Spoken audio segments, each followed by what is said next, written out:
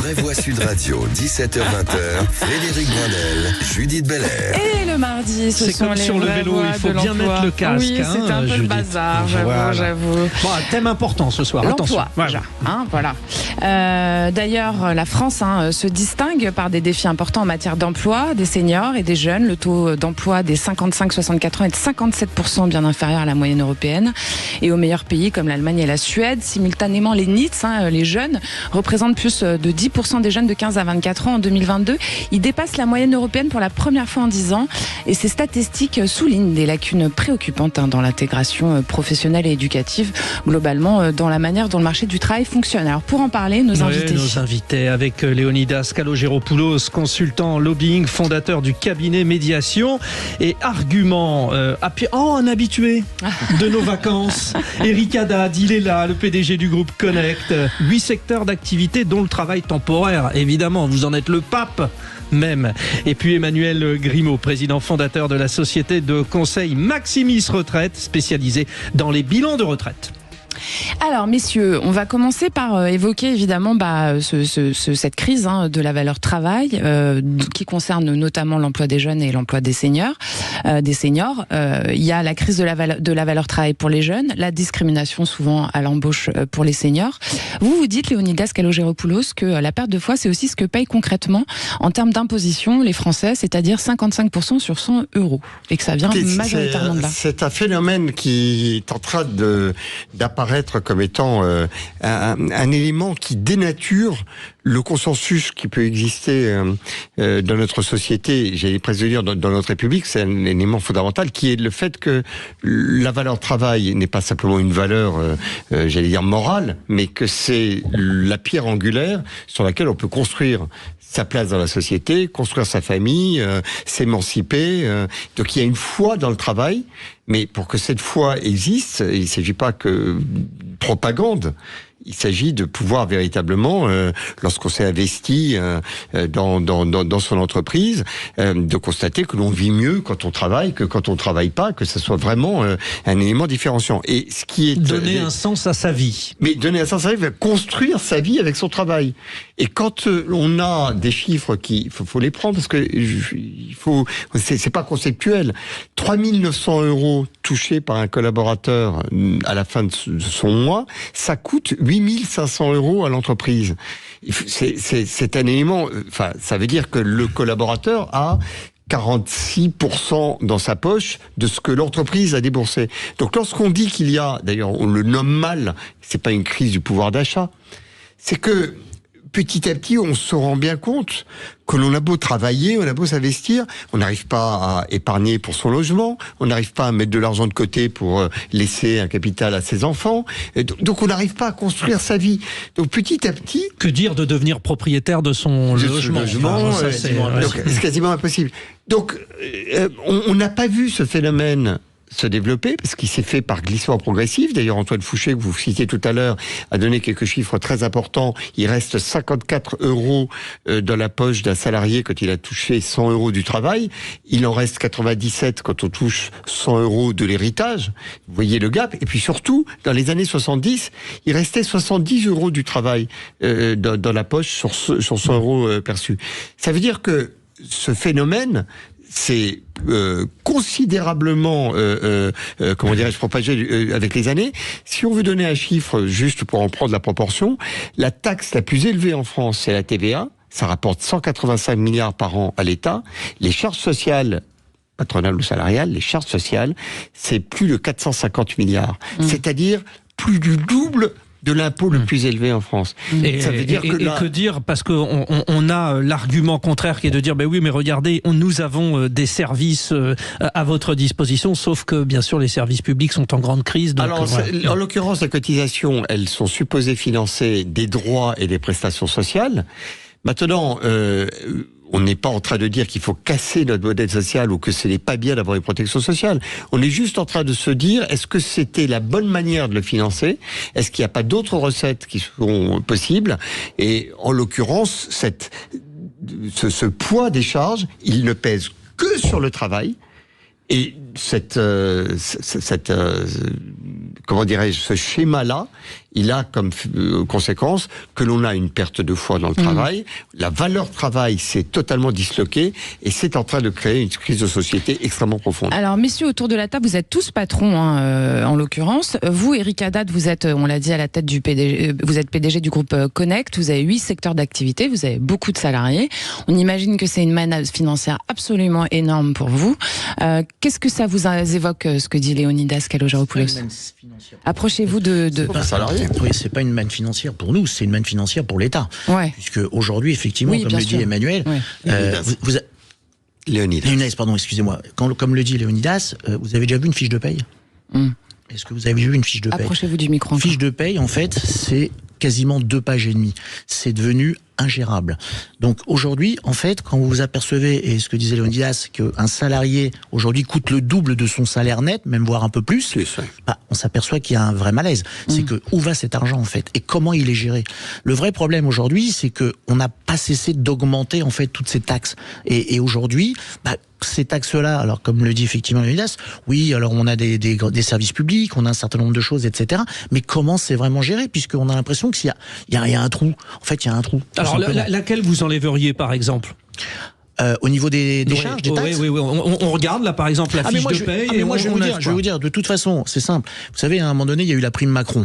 D'accord, donc on aime ou qu'on n'aime pas la politique de Macron, mais je peux vous dire qu'à partir du moment où effectivement il y avait une exonération totale de cette prime, je peux vous dire que nous, en tout cas, chez Connect Travail Temporaire, on l'a donné.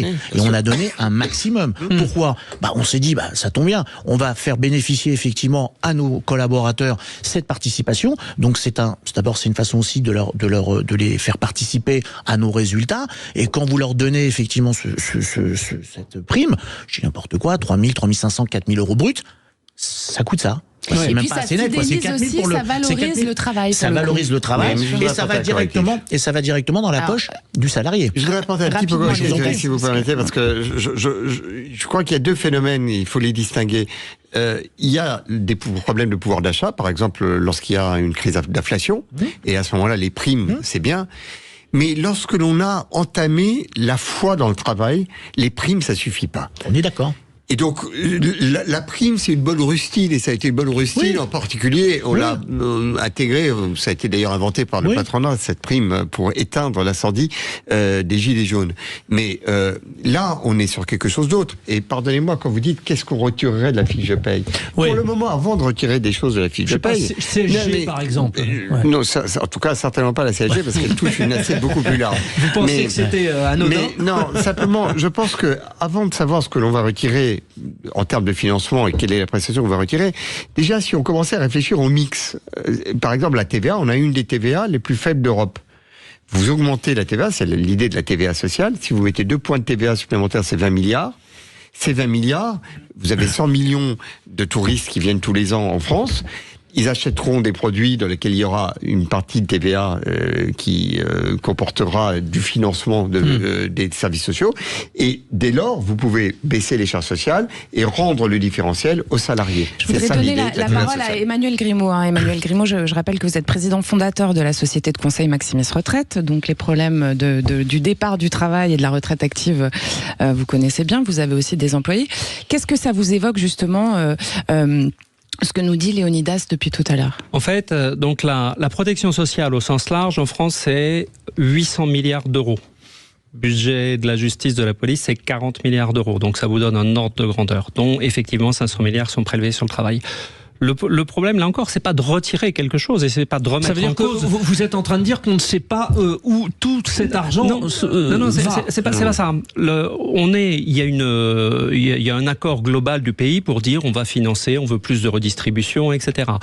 Le problème, alors il y en a 2. Il y a l'efficacité de la dépense publique, ça c'est un autre sujet. Et le problème surtout qui a beaucoup pénalisé la France, et comme disait Léonidas, c'est venu petit à petit sans qu'on s'en rende vraiment compte, c'est qu'on a fait peser tout ça sur moi je vais au-delà du salariat. On a fait porter ça par le secteur privé concurrentiel. Et petit à petit, on a eu pendant 20 ans, 30 ans des délocalisations, on a eu une désindustrialisation, parce que le travail coûtait de plus en plus cher, on n'était pas compétitif vis-à-vis des pays proches, et donc qu'est-ce qu'on a fait? On a dit, ah bah tiens, il y a de moins en moins de travail, donc on va continuer à augmenter les charges. Sauf qu'à un moment donné, c'est devenu intenable. Toutes les entreprises étaient parties, enfin, beaucoup étaient partis. Et l'idée, c'est de dire, il y a 10 ans, le coût patronal du travail, c'était 47%. Entre le CICE et la baisse des charges sociales reportée sur la CSG en 2018 par Emmanuel Macron, on a fait baisser le coût du travail à 37%. Oui. D'où les bons chiffres du chômage. C'est une grande raison pour laquelle il y a des chiffres du chômage. Moi, chez Maximis, ça m'a permis d'embaucher 3 personnes de plus parce que j'avais un coût du travail.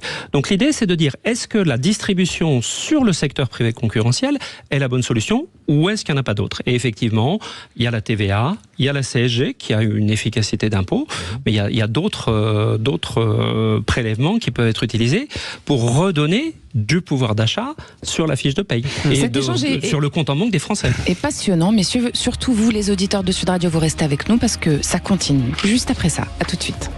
Sud Radio. Sud Radio. Parlons vrai. Parlons vrai. Sud Radio. Parlons vrai.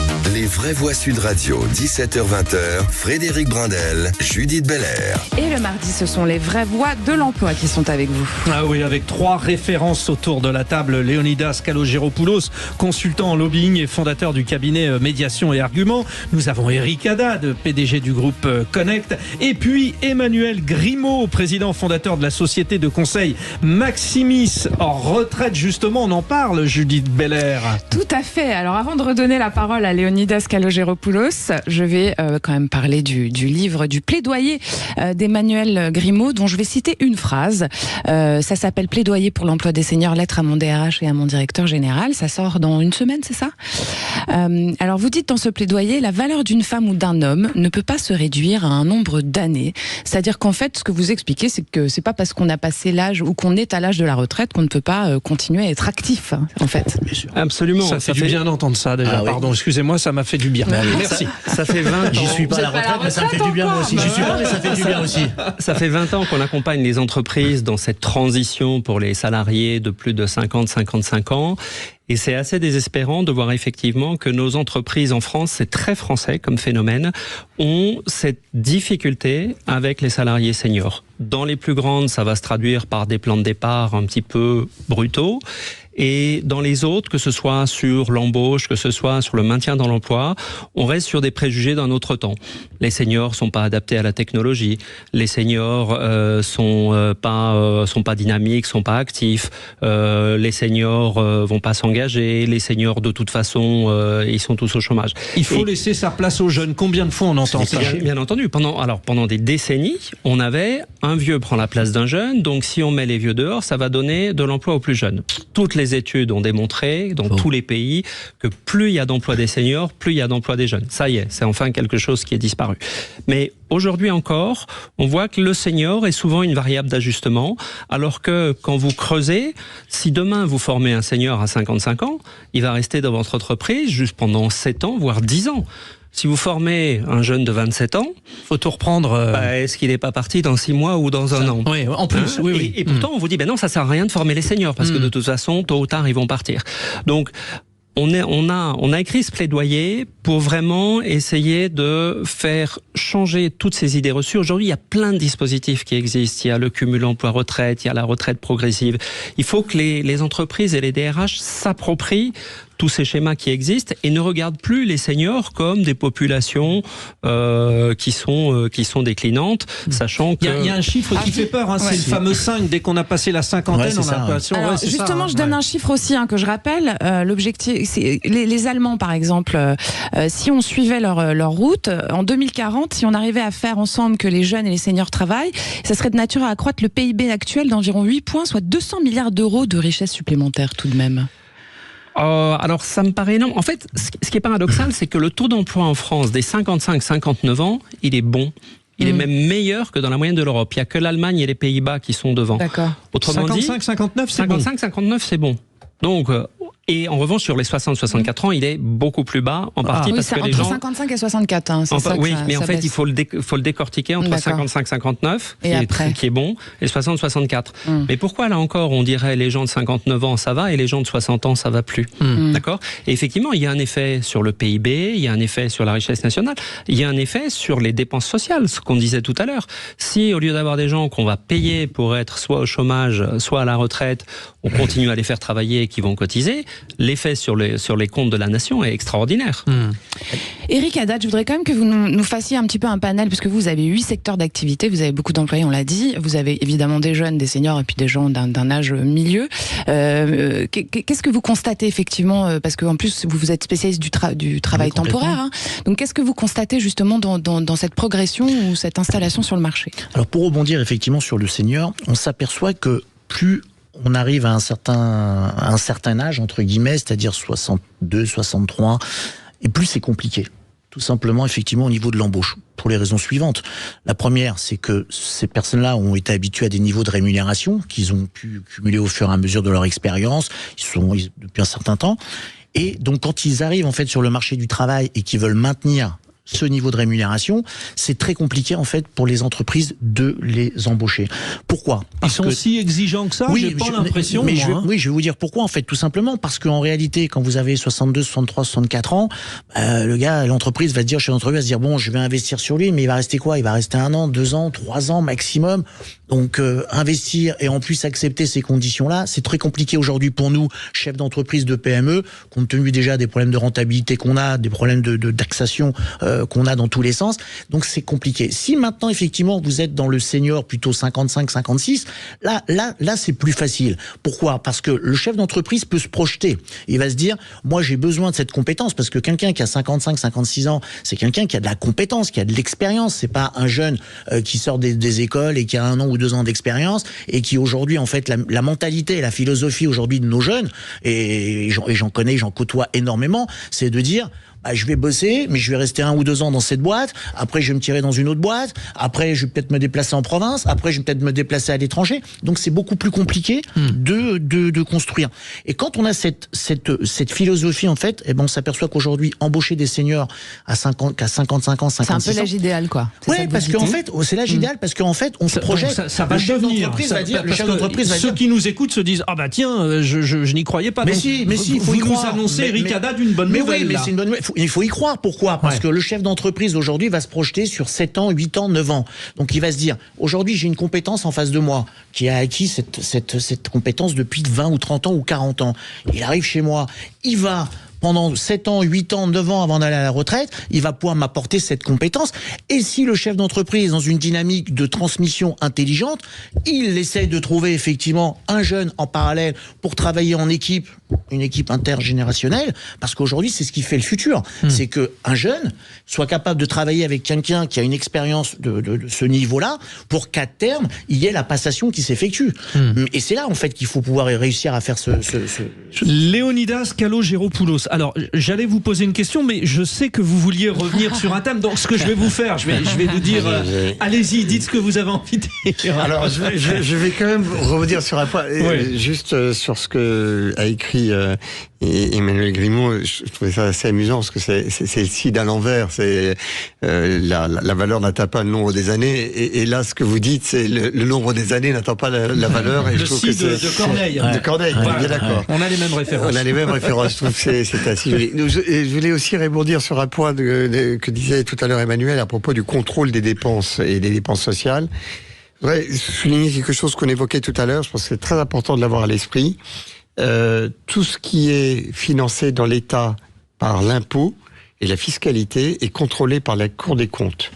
Tout ce qui est contrôlé, tout ce qui est financé par des cotisations sociales, patronales ou salariales, échappe au contrôle de la Cour des comptes.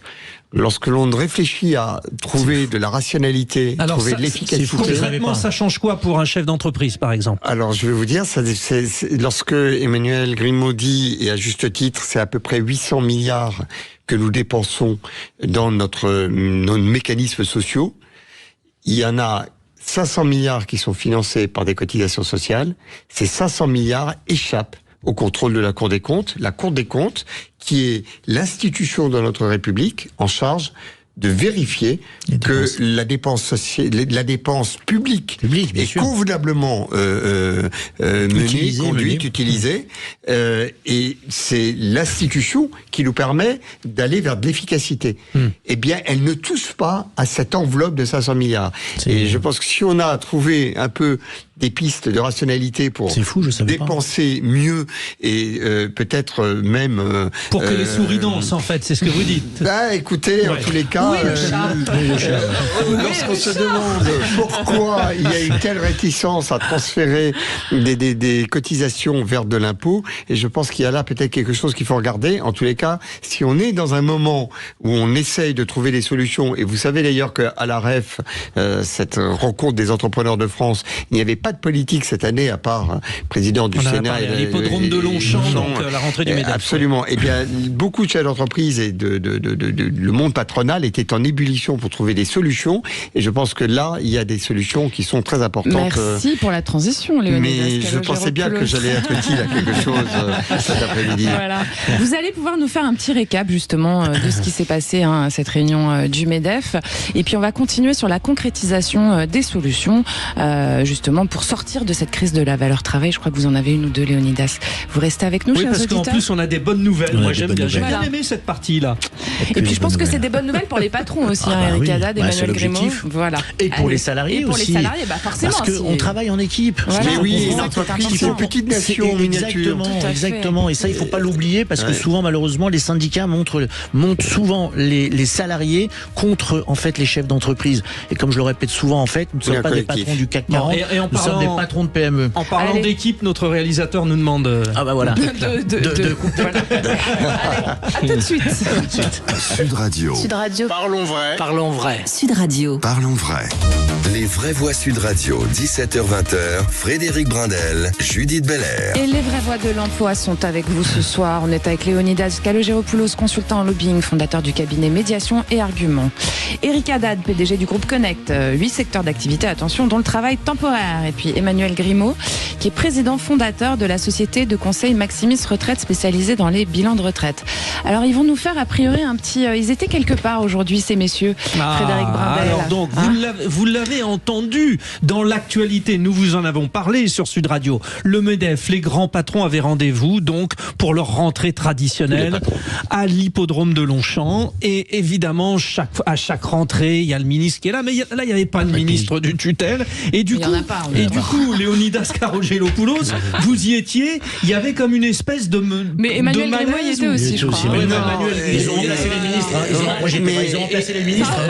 Mais je vais vous dire, je vais à la REF tous les ans. L'université d'été, ça a changé de nom, c'est devenu la REF depuis quelques années.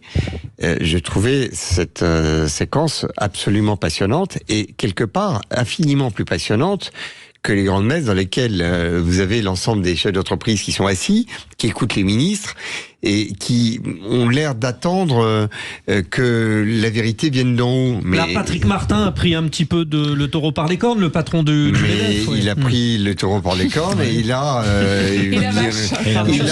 fait quoi? Vous savez, c'est très intéressant. C'est pas que les patrons ont une connaissance, la vérité infuse. Enfin, c'est pas qu'on connaisse la vérité, mais on a une particularité. On est au contact de la réalité. Bien sûr. On est au contact du concret. Bien sûr. On est le pneu qui touche le bitume tous les jours. Et on n'a pas la vocation à porter des idées, j'allais dire fumeuses, pas parce qu'elles sont absurdes, mais parce qu'elles sont déconnectées de la réalité. On est dans le concret. On est dans le concret. Et qu'est-ce que l'on a commencé à faire en étant dans le concret? D'abord à constater qu'il y a cette crise liée à la valeur travail qui nous atteint. Elle nous atteint parce qu'on voit bien qu'on a du mal à motiver nos collaborateurs, que nous, ça nous coûte une blinde, parce que ça coûte le double de ce que reçoivent nos collaborateurs. Et finalement, on a pris ce sujet du gap entre le salaire net et le salaire brut. On se dit, il va falloir qu'on trouve une solution. Et là, on est véritablement devant une solution qu'on est en train de dessiner petit à petit.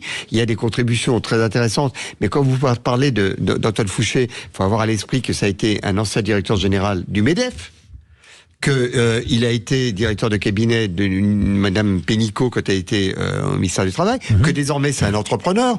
Donc c'est quelqu'un qui est très concret et qui a mis en exergue cette difficulté de ce gap et de la capacité que nous avons à redonner du pouvoir d'achat si on commence à financer notre protection sociale par d'autres ressources.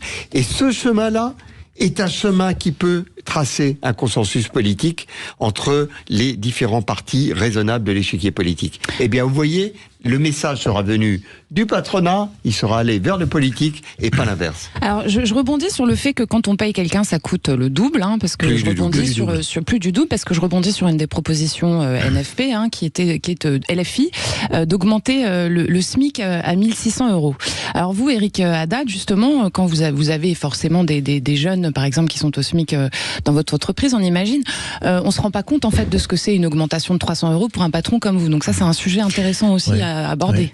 Je crois qu'en fait, ils se rendent pas compte du tout, parce que, comme le disait Léonidas, en fait, il faut être entrepreneur, il faut être patron, il faut vivre le quotidien, parce que nous, patrons, en fait, on le vit le quotidien dès le matin, toute la journée, pendant 14 heures, 15 heures, 16 heures par jour. Donc aujourd'hui, balancer des chiffres comme ça, mais c'est facile. Mais la réalité, elle est pas là. Et la plupart de ces gens-là qui balancent des chiffres comme ça n'ont jamais été des entrepreneurs. Ce sont des gens qui ont été salariés et uniquement salariés, et pour certains aujourd'hui arrivés au titre de député où effectivement leur vie a changé par rapport à la rémunération, mais ils ne connaissent pas le monde du travail. Donc balancer. Sauf que les gens qui votent pour eux disent on aimerait avoir un meilleur salaire. Donc après, oui, mais ça c'est entendez-vous sur le bon mécanisme. Oui, mais il y a une réalité. Monter en compétence. Pourquoi pas 3 000 alors? Oui, voilà, exactement ce que j'allais dire. Pourquoi pas 3 000? N'importe quoi. Il y a déjà l'indexation sur l'inflation, et l'inflation, mais à un moment donné, il faut être cohérent. Vous savez, il y a un dicton qui dit la plus belle femme du monde ne peut donner que ce qu'elle a. D'accord? C'est-à-dire que c'est impossible à un moment donné, techniquement, économiquement, cette solution est impossible. Si les gens montent en compétences, je me permets de le répéter. Alors après, c'est plus des gens qui montent en compétences. On n'est plus sur la base du SMIC. C'est des gens qui ont déjà une qualification, qui sont déjà à des niveaux de qualification. C'est différent. Mais là, on parle du SMIC. Pardon, Eric, parce que effectivement, Patrick Martin, le président du MEDEF, a donné une petite ouverture en rappelant que le SMIC avait été exonéré de charges, mais qu'il reste quand même 300 € de charges à la charge du salarié. Alors, je ne sais plus, du patron. Oui. Et il y a donc cette petite marge de manœuvre. Si on retire les charges patronales de ce que le patron de toute manière paye, parce que quand il paye 1003, eh bien il paye 1006 avec les charges comprises. Si on enlève les charges patronales sur le SMIC, il y a moyen de le... Moi, je vais vous dire, si vous me permettez, si vous me permettez, parce que moi, je vais vous dire, moi, c'est la PME que j'aime, d'accord ? Vous avez raison. La PME, c'est simple, c'est comme vous l'avez dit tout à l'heure, la définition, l'entreprise est une nation, et je l'ai vraiment aimé. Mais moi, je vais aller plus loin, peut-être pas plus loin, mais à ma façon, l'entreprise, c'est une famille. Et en fait, quand vous êtes dans une entreprise, une PME, vous créez une sorte de deuxième famille. Et quand vous êtes dans l'esprit de famille, vous voulez que votre famille se porte bien, soit à l'aise. Donc, je vais vous dire un truc. Si aujourd'hui, effectivement, on était capable de diminuer d'une manière importante ces charges sociales, les chefs d'entreprise comme moi, les patrons de PME qui ont envie de garder leurs collaborateurs, parce que quand vous avez la chance d'avoir un collaborateur, moi j'ai la chance d'avoir des collaborateurs qui travaillent avec moi depuis 20 ans, 24 ans, 28 ans, j'en ai même un 29 ans quasiment, et j'ai passé plus de temps avec lui qu'avec ma propre femme et ma propre famille. Donc à un moment donné, si effectivement on pouvait diminuer, regardez le CICE. Bien sûr, vous avez raison. On parlait à l'époque d'Hollande, bon, on aime pas Hollande, mais quand il a mis en place le CICE, ça a été quand même une manne pour les chefs d'entreprise. Tout à fait. Mais il y avait des contreparties. C'est-à-dire, c'est comme tout, il y a des droits et des devoirs. Bon, Eric Haddad, Emmanuel Grimaud n'a pas beaucoup parlé, et sa parole vaut cher. Très cher. Au moins le SMIC. Sans taxe. Sans taxe. Je vous entends parler. Il y a effectivement cet argument de dire je travaille et finalement je ne suis pas payé en retour. Et vous dites c'est à cause des prestations sociales qui bouffent tout. On est d'accord, ça c'est le schéma. Mais est-ce qu'aujourd'hui les employés, ils vous disent aussi j'ai besoin d'un meilleur confort de vie. Il n'y a pas que l'argent, j'entends bien, vous nous dites tous cela, mais pour faire évoluer la valeur travail, il y a aussi la qualité de la prestation, non ? Alors, Il y a plein de sujets dans ce que vous dites. La première chose, c'est qu'on ne vit pas du tout de la même manière avec 1 600 € à Paris ou 1 600 € au fin fond d'un département du centre de la France. Déjà, et ça c'est un problème qu'on a en France, c'est qu'on ne veut pas reconnaître qu'il y a ces différences et effectivement, avec ce salaire à Paris, vous ne pouvez pas vous loger. Ensuite, on disait, pourquoi ne pas augmenter les salariés au SMIC à 1 600 €? Mais il y a certaines boîtes qui ne peuvent pas. On parlait ce matin à la Rêve justement des services à la personne. Les services à la personne, si on vous dit demain, votre femme de ménage, elle va vous coûter 20 ou 30% de plus, vous allez dire, soit je peux pas la prendre, soit on va bifurquer vers le travail au noir. Et effectivement, il y a certains secteurs qui ne peuvent pas se permettre. Mais il y a un travail ingrat mérite un salaire. Il y a 20 ans, quand j'ai créé Maximis, j'avais beaucoup de salariés au SMIC. Aujourd'hui, j'en ai plus parce que, comme dit Eric, vous avez aucune envie de vous dire, vous demandez, j'ai envie que mes salariés puissent vivre le mieux possible. Voilà. Donc aujourd'hui, je peux les augmenter. Évidemment que je les ai augmentés. Ils sont très très loin du SMIC et ils en profitent. Le patron n'est pas là pour se dire comment je vais faire pour virer les gens. Parce que croyez-moi, embaucher un salarié, le former et faire en sorte qu'il soit productif et qui se sentent bien dans la boîte, c'est une énergie, un investissement considérable. Donc là encore, les solutions trop faciles de dire il suffit d'augmenter le SMIC ou de prendre plus d'impôts et tout ira bien, malheureusement c'est pas possible. Et c'est vrai que les chefs d'entreprise, ils ont cette vision terrain, ils savent très bien ce que ça peut représenter pour eux qu'une crise comme la crise du Covid. Il faut voir quand même qu'on a traversé la crise du Covid, on a traversé la crise en Ukraine qui a entraîné l'inflation. Ce qui s'est passé dans les 5 dernières années a été assez terrible. Et on dit, oui, mais les patrons, de toute façon, ils peuvent payer. Il y a un chiffre qui est sorti hier, c'est le nombre de patrons d'entreprises au chômage. On a battu tous les records. C'est-à-dire que les patrons, ça veut tout rien dire entre celui des PME, Eric Haddad, que vous défendez, et celui effectivement qui est à la tête de Total. Moi je parle pas des entrepreneurs, je parle plutôt des petits. On est bien d'accord. Les entrepreneurs, ceux qui ont créé une entreprise. Et d'ailleurs, pas ceux qui sont à la tête d'un conseil d'administration. Et je vais être un petit peu ceux qui mettent tout sur la table. Parce que c'est important. J'ai une question aussi finalement autour de l'entrepreneuriat justement. Est-ce que la solution pour certains patrons, quand ils veulent avoir quelqu'un qui soit très compétent mais que ça va coûter très cher en salaire, c'est une question que je peux vous poser, Léonidas. Est-ce que, par exemple, prendre quelqu'un qui s'est mis à l'entrepreneuriat lui-même, c'est-à-dire auto-entrepreneur ou whatever, c'est une solution potentielle? Moi, j'ai créé une plateforme qui s'appelle Entrepreneurs pour la République, dans laquelle on a des solutions d'entreprise aux problèmes d'intérêt général. Et notamment, on a des plateformes qui ont développé des accès pour des emplois d'indépendants, donc effectivement pour des auto-entrepreneurs dans la restauration, dans une quantité de services, notamment à destination des étudiants, et qui disent mais finalement nos plateformes, elles sont totalement capables de transformer leur logique pour les étudiants en logique pour les seniors. Et offrir des services et avoir des personnes de 50, 60 ans qui ont une expérience et qui veulent développer, qui n'ont peut-être plus envie de travailler dans les mêmes conditions de salariat que lorsqu'ils ont démarré leur carrière, mais de porter leur expérience dans 2-3 sociétés avec des horaires, c'est une nouvelle vie. Et bien cette nouvelle vie, elle peut totalement être un chemin pour les fameux auto-entrepreneurs d'Hervé Novelli, et lui-même porte cette proposition. Il y a probablement pour l'emploi des seniors, avec probablement l'aide de ces plateformes qui sont... mais là aussi, les impositions sont costaudes, parce que il y a les micro-entrepreneurs, mais il y a aussi les gens qui créent leur SASU, par exemple, et qui vont se retrouver à payer des charges sociales énormes, parce que ça, c'est dissuasif, aussi. Donc, je pense que l'on a amélioré l'accès à cet auto-entrepreneuriat, parce que il s'agit d'une forme de création de valeur pour soi-même. Alors, généralement, ils ne vont pas embaucher ensuite, ils vont rester entrepreneurs d'eux-mêmes, entrepreneurs de leur vie. Et en l'occurrence, jusqu'à un certain niveau de rémunération, les charges sont plutôt raisonnables. Alors après, effectivement, quand on réussit très bien, la sanction de la réussite, c'est que très rapidement, on paye des taxes.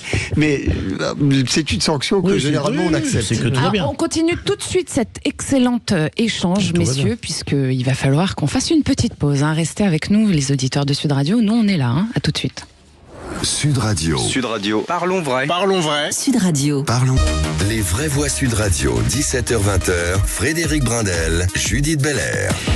Nous avons tous les mêmes interrogations sur l'avenir, sur le présent. Et oui, et autour de tout cela, il y a cet enjeu majeur, l'emploi. Nos grands experts sont avec nous et depuis tout à l'heure, Judith Belair, qui est avec moi, a le sourire puisqu'il nous apporte des bonnes nouvelles. Je parle de Léonidas Kalogéropoulos, consultant en lobbying, fondateur du cabinet Médias et Arguments et également, j'avais noté, créateur d'Entrepreneurs pour la République, qui est une plateforme. C'est une plateforme d'entrepreneurs qui apporte des solutions concrètes à des problèmes d'intérêt général. Il y en a plus de 600 déjà inscrites et ça s'enrichit tous les jours. C'est bien dit. Eric Haddad est avec nous, PDG du groupe Connect. 8 secteurs d'activité, dont bien sûr le travail temporaire, dont vous êtes devenu le pape. Travail temporaire. Voilà. Le pape. C'est gentil. C'est bien ça, hein, non, mais j'aime bien. Oui, et puis Emmanuel Grimaud, président fondateur de la société du conseil Maximis Retraite. Voilà, j'en ai terminé pour cette courte présentation, Judith. Alors justement, le sujet, c'est les solutions pour sortir de cette crise de la valeur travail. Alors vous, Léonidas Kalogéropoulos, vous avez écrit une lettre qui s'intitule « Il faut modifier le mix fiscal français qui sape la valeur travail dans notre pays ». C'est une tribune à paraître. C'est une tribune, oui, tout à fait, qui va paraître, d'ailleurs, vous pouvez le rappeler. Alors en principe, elle paraît sans date précise dans les Échos, les cercles Les Échos, et elle est co-signée avec Gilles Attaf, qui est le fondateur de Origine France Garantie et des Forces françaises de l'industrie. Eh ben, on va la lire comme ça, vous n'aurez pas besoin d'acheter. Non, je plaisante. Non, c'est pas comme ça. On connaît bien. Il y a un truc en particulier, moi, qui m'a interpellée dans cette tribune, c'est la TVA sociale que vous proposez, qui a été d'ailleurs évoquée lors de la réunion du MEDEF, de l'université du MEDEF. Alors, juste pour expliquer un petit peu aux auditeurs, la TVA sociale, ça serait un système qui consisterait à modifier le financement de la sécurité sociale. Les cotisations assises sur les salaires seraient diminuées, cette baisse des recettes compensée par des points de TVA en plus. Alors, est-ce que vous pouvez expliquer un peu mieux que ça, plus clairement, cette histoire? Non, mais très simplement, on a une TVA de 20%. Voilà. Vous rajoutez 2% de TVA, donc une TVA de 22%. Voilà. Vous donnez un exemple, en Grèce, il y a une TVA de 24%. La moyenne européenne, elle est plutôt autour de 21-22. Donc on a une TVA qui est plutôt plus basse que les autres. Vous mettez 2 points de TVA, ça fait 20 milliards. Et donc ces 20 milliards, vous les mettez en réduction de cotisation salariale, patronale, ça change rien. Vous les mettez en réduction de cotisation, et ces réductions de cotisation, vous les donnez en intégralité en salaire net pour les salariés. Ça veut dire que les prix coûtent plus cher, mais vous gagnez plus. Mais vous allez me dire... Donc en fait, on vient au même. Quoi, non. Bon, pourquoi Non, parce que d'abord, ce ne sont pas les mêmes... ces 20 milliards que l'on va avoir en plus, vous prenez déjà 100 millions de touristes qui viennent en France tous les ans, ils vont contribuer à ces achats et donc abonder dans le financement de notre protection sociale, alors qu'aujourd'hui il n'y apporte rien, donc c'est un élément majeur. Vous allez mettre 2 points de TVA à des produits qui sont importés. Les 2 points de TVA en plus, ça va amener à ce que les produits importés, je vous rappelle que l'on a 100 milliards de déficit commercial, eh bien les produits importés qui ne financent en rien nos prestations sociales vont également abonder notre système de protection sociale. Et puis c'est la TVA, contrairement à une idée reçue, est probablement l'un des impôts les plus justes qui soit, parce que quand vous consommez beaucoup, vous payez beaucoup de cet impôt, et puis quand vous consommez pas beaucoup, vous en payez peu. Donc c'est proportionnel. Et donc sauf que ceux qui veulent consommer beaucoup ne peuvent pas, puisque ça coûte très cher. Oui, mais en l'occurrence, ils vont récupérer ils vont pouvoir le faire, parce que par exemple, vous allez récupérer 300, 400 euros de salaire en plus, et bien vous allez peut-être avoir 20 euros d'augmentation de prix, mais 20 euros d'augmentation de prix sur le mois, ça sera beaucoup moins que les 2 à 300 ou 400 euros de plus que vous aurez eu. Et donc c'est véritablement un gain de pouvoir d'achat net qui est beaucoup plus important que le pouillème d'augmentation de prix. Je vous rappelle qu'on cherche un ministre de l'économie en ce moment, Léonidas Kalogéropoulos. Je crois qu'il a postulé. Il va nous annoncer qu'il a postulé. Emmanuel Grimaud, vous avez envie de réagir. En fait, Léonidas l'a en partie abordé. C'est vrai qu'on entend beaucoup en opposition à cette TVA sociale, parce qu'elle a déjà été évoquée plusieurs fois, de dire la TVA est un impôt injuste parce qu'il touche tout le monde de la même manière. Et comme l'a dit Léonidas, c'est pas vrai. Justement, si vous avez quelqu'un avec un bas salaire, un smicard, le loyer n'est pas soumis à la TVA, les dépenses alimentaires et les dépenses de base sont soumis à une TVA à taux réduit à 5%, 5,5%. Donc la TVA à 20%, il reste environ, pour un petit salaire, il reste 200 €. Donc si elle passe à 22 €, ça va coûter 4 € de plus par mois pour ces petits salaires. Effectivement, mais il faut vraiment jouer le jeu pour le coup. Il faut pas prendre les gens pour des idiots. Ouais, effectivement, si à côté de ça, le petit salaire ou le smicard, comme l'évoquait le président du MEDEF, on réussit à faire baisser de 200 € par mois les prélèvements, oui, je vais payer 4 € de plus de TVA, mais j'aurais gagné 200 € de salaire. Donc ce côté, ah là là, ça va augmenter l'inflation, ça va augmenter la hausse des prix, c'est un mauvais argument. Et comme l'a dit également Léonidas, oui, effectivement, la personne qui a un très gros niveau de vie, qui a, alors on parlait de l'essence, qui a un SUV, etc., quand il va s'acheter sa voiture très chère, lui, il va payer 20 000 ou 40 000 € de TVA. Et donc, cette idée de la TVA comme un impôt injuste n'est pas vraie. Et pardonnez-moi, il y a quelque chose qui est quand même très important dans ce débat, c'est que là, on est en train d'essayer de trouver une manière de rééquilibrer les choses et, comme on le disait tout à l'heure, pour concilier un peu les différentes parties prenantes dans la nation. Trouver un cercle vertueux. Oui, mais il y a l'esprit que ceux qui vous disent non, c'est les patrons, ils doivent payer davantage, ils sont dans un esprit qui est de se dire on a un problème, on va en faire un ferment de lutte des classes. Un clivage. Nous, on n'est pas dans cette logique. Vous l'avez ressenti, Eric Haddad, et vous aviez même fait une tirade à un moment donné pour dire que les patrons aussi peuvent se mettre en grève et que si tous les patrons en France se mettaient en grève, ça serait j'ai pété un câble. J'ai pété un câble, tout simplement. Un matin, vertu de la colère. La vertu de la colère. J'ai pété un câble. Un matin, en fait, où c'était les grèves dans tous les sens et que la CGT n'arrêtait pas effectivement de mettre en place toutes ces grèves-là, je me suis retrouvé en fait à avoir des appels téléphoniques dans tous les sens de mes responsables d'agence, de mes responsables de secteur, en me disant écoute, les intérimaires ne peuvent pas se déplacer, on va pas pouvoir, eux les pauvres en plus, ils vont pas être payés parce que justement, donc soi-disant c'était vis-à-vis, mais c'est en attendant l'impact. C'est pour gagner du pouvoir d'achat, mais en même temps c'est ceux qui en attendant les pauvres, c'est eux qui effectivement en ont pris plein la gueule. Nous derrière on pouvait pas refacturer, donc moins de résultats, moins de marge, moins d'impôts automatiquement. Et à un moment donné j'ai dit mais c'est toujours la même histoire en fait. C'est toujours la même histoire. C'est toujours, en fait, ces syndicats qui sont dans l'opposition et dans le clivage, au lieu d'essayer de trouver des solutions, parce qu'on est là pour trouver des solutions. On parlait tout à l'heure de la famille dans une PME. Oui, on est une famille dans une PME. Moi, les gars, je les connais tous. Je connais leurs femmes, je connais leurs enfants, je connais tout le monde. Donc, on s'est dit, pourquoi pas? Si nous, aujourd'hui, aujourd'hui à la REF, il aurait fallu proposer ça, faire un coup de gueule en disant, pendant un mois, aucune entreprise de France et de Navarre va payer son impôt sur les sociétés, même si on le paye une fois par an, c'est son URSSAF, sa TVA, etc. Ça serait pas possible. Les services de l'État vous mettraient. Ça pète. On fait péter. Comme la banque au casino, c'est l'État qui pète. Mais pourquoi donnez-nous un petit peu aujourd'hui de reconnaissance. Nous, les chefs d'entreprise, les patrons et les PME, donnez-nous les moyens de continuer à embaucher. Donnez-nous les moyens, effectivement, parce qu'on n'est pas là, justement, comme le disait Emmanuel. Nous, quand on doit être dans l'obligation de licencier, c'est un drame pour nous. C'est un drame. Bien sûr. Nous, c'est pas des numéros de sécurité sociale, comme dans les grands groupes, ou quand ils vous font du dégraissage. Nous, c'est un drame. Et c'est les gens qu'on connaît. Et c'est les gens qu'on connaît, etc. Donc, c'est pas possible. Donc, donnez-nous un peu de considération, donnez-nous les moyens de continuer à entreprendre, de développer nos affaires. Mais qu'est-ce qui se passe aujourd'hui, ce que disait Emmanuel, c'est qu'aujourd'hui, là, il y a une tonne de patrons qui déposent le bilan. Une tonne de patrons à la rentrée qui vont déposer le bilan. Pourquoi? Parce que... vous en avez... Ça, c'est ce qu'on appelle péter le gelon. Vous avez fait tomber le micro. Mais exactement. Et donc, je vais vous dire, regardez ce qui se passe. Aujourd'hui, il faut rembourser les PGE. On a passé 1 an et demi dans les entreprises avec une inflation des matières premières. Donc, tous les métiers, effectivement, où il y avait une masse de matières premières, ont traité cette production avec des niveaux de prix qu'ils avaient chiffrés il y a 1 an et demi avant la hausse des matières premières. Donc, rentabilité de merde. Automatiquement, faut quand même parler rentabilité qui est nulle. Augmenter automatiquement aussi les salaires de nos collaborateurs, parce qu'on veut les garder, on veut les maintenir, et on veut leur donner ce pouvoir d'achat.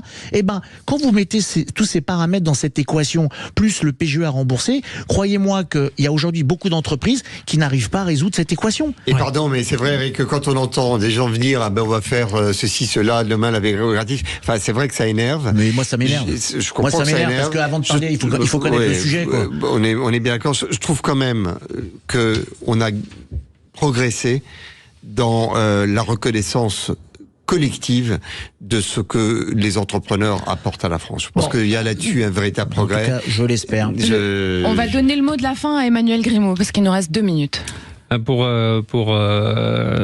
rebondir sur ce que dit Léonidas, c'est vrai que on a aujourd'hui, les salariés sont souvent fiers de leur entreprise, les salariés sont contents, il y a beaucoup de salariés qui adorent leur patron. Il y a évidemment des patrons salauds, comme il y a des salariés qui sont pas justes, mais dans la plupart des cas, moi je travaille avec beaucoup d'associations d'entrepreneurs, il n'y a que des entrepreneurs qui sont extrêmement dévoués, et il y a un décalage entre l'image générale reportée notamment par les syndicats en disant les patrons, etc., et la réalité qui se passe dans les entreprises au quotidien. Mais les patrons, le MEDEF par exemple, quand il dit les entrepreneurs, c'est aussi risqué pour vous de vous mettre tous dans le même sac. Non, vous savez, il y a vraiment toute la panoplie des entrepreneurs qui étaient regroupés là. Oui, mais tout le monde n'est pas logé à la même enseigne, parce que vous avez besoin effectivement d'être reconnu pour ce que vous faites. J'ai beaucoup aimé, nous sommes le pneu qui touchons le bitume. Oui. Je reprends, c'est du Léonidas Karagelopoulos. Voilà. Moi j'ai adoré La Nation. Sauf que vous avez aujourd'hui des grands patrons de conseils d'administration qui s'en mettent plein les poches et qui ne redistribuent pas. Oui, il faut y penser. Mais vous savez, ce sont quelques cas caricaturaux qui sont mis en avant par des gens qui n'ont qu'une seule obsession, qui est effectivement de diviser la nation et d'animer la lutte des classes. Mais vraiment, regardez aussi la très très petite proportion de ces bouts de feu quotidiens qui essaient de mettre le pays à feu et à sang. Il est temps d'arrêter ce délire et d'arriver à des véritables propositions. On a des choses sérieuses à faire et on a des propositions pour avancer. Vous avez été convaincant. C'était un débat très riche et très intéressant. Et avec des bonnes nouvelles invités, voilà, Léonidas Kalogeropoulos, consultant en lobbying, fondateur du cabinet Médiation et Argument et d'entrepreneur pour la République, c'est important de le préciser. Éric Haddad, vous êtes PDG du groupe Connect, 8 secteurs d'activité dont le travail temporaire qui est un peu votre dada. Complètement aujourd'hui, et une plateforme myconnect.fr. Exactement. Et l'intérim digital. Il n'y a pas un jeu de dirigeant. Elle a voulu un petit peu quand même. Emmanuel Grimaud, vous êtes président fondateur de la société conseil de Maximis Retraite, spécialisée dans les bilans de retraite, et vous sortez dans pas longtemps un plaidoyer pour l'emploi des seniors, lettre à mon DRH et à mon directeur général, que je recommande à nos auditeurs. Merci à tous les trois. Merci beaucoup. Et vous êtes bienvenus quand vous voulez. Et puis n'hésitez pas à nous écouter demain, effectivement. On revient Judith demain. Non, vous voulez voir à 17h demain encore? Mais Judith, mais bien sûr. Et puis demain, en plus, nous nous intéresserons aux Jeux paralympiques. Ça, c'est un vrai sujet. Et oui, ça Allez, commence. on vous embrasse tous, à plus tard. Sud Radio. Sud Radio. Parlons vrai. Parlons vrai. Sud Radio. Parlons vrai.